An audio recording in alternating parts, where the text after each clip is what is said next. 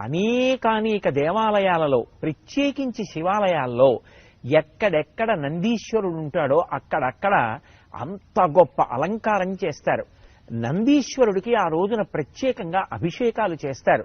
నిజంగా కనుమ పండుగ నాడు అరుణాచలం దేవాలయంలోకి వెడితే అక్కడ ఉన్న పెద్ద నందికి చేసేటటువంటి అలంకారం చూస్తే మనం అందరం ఆశ్చర్యపోతాం.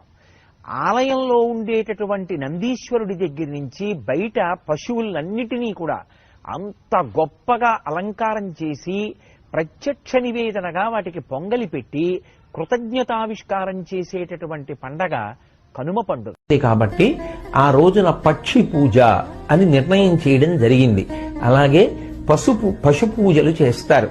అంటే ఆవులు, ఎద్దులు మొదలైనటువంటి వాటికి పూజ చేస్తారు. గోపూజ సాక్షాత్ పరదేవతా పూజగానే చేస్తారు. మఠాలు, పరమ పవిత్రమైనటువంటి శృంగేరి, కంచి మొదలైనటువంటి పీఠ ప్రాంగణాలలో చేసేటటువంటి గోపూజలు కూడా పరదేవతా పూజకు ప్రత్యామ్నాయంగానే చేయబడతాయి. కాబట్టి అంత పరమ పవిత్రమైనటువంటి రీతిలో ఈ పండగలు నడుస్తాయి.